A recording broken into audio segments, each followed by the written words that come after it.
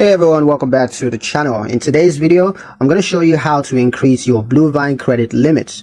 If your business is growing and you need more funding flexibility, you can request a higher credit limit with Bluevine. The process is straightforward, but you'll need to show improved financial strength. Here's how to do it. Now, the first step is to log into your Bluevine dashboard. Navigate to the business line of credit section.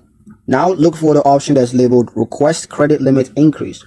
If it's not available, you can contact Bluevine support directly. Now just upload updated financial documents. These may include recent bank statements, profit and loss reports, or tax filings to demonstrate stronger revenue. Confirm your business details are accurate, your industry, time in business, and ownership structures. These all must be accurate. Then submit your request. Bluevine will run another soft credit check and review your documents. Just wait for a decision, which usually takes between 1 to 3 business days.